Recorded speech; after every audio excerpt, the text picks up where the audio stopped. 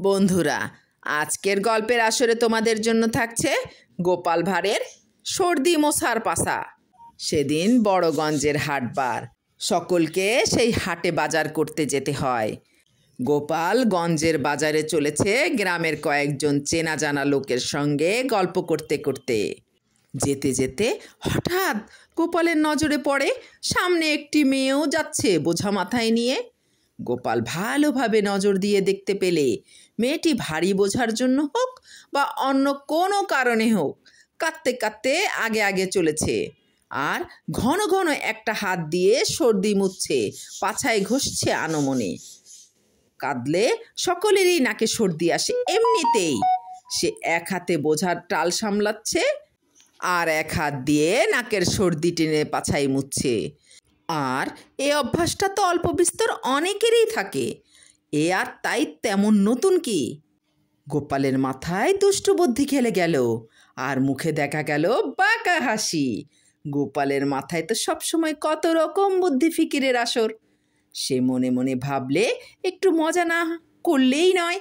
মেয়েটি গরিব হলেও চলন ও অন্যান্য আদব কায়দা দেখে ভালো ঘরের মনে হলো, আর মেয়েটিরও ছেলে মানুষই মিষ্টি চেহারা।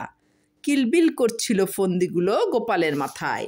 তার ওই একটাকে সে ছেড়ে দিলে মেয়েটির কান্না থামাতে, আর তার মুখে হাসি টেনে আনতে, তার এবং তার মনে ব্যথা ভোলানোর জন্য। চকিতে গোপাল এগিয়ে যায়, ফুপিয়ে ফুপিয়ে কান্নার ভান করে নাকের সর্দি জোরে ভেতরে টানার শব্দ করে, যেন কত সর্দি জমে আছে।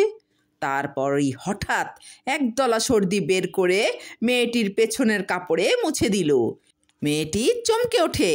সে ঘুরেই মুখ ঝামটা দিয়ে বললে, একে করলেন মশাই?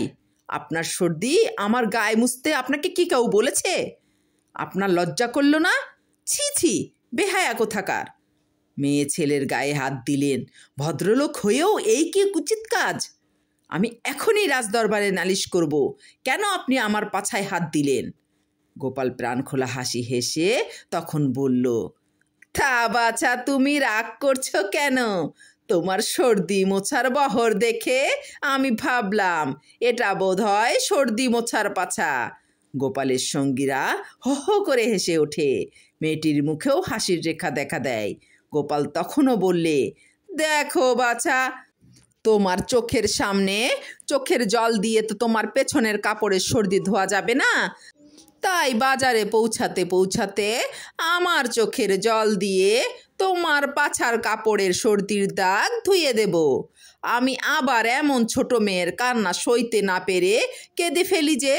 মেয়েটি ফিক করে হেসে ওঠে তার বাবার মতো কথা বলতে শুনে। মেয়েটি তখন সব দুঃখ ভুলে যায়।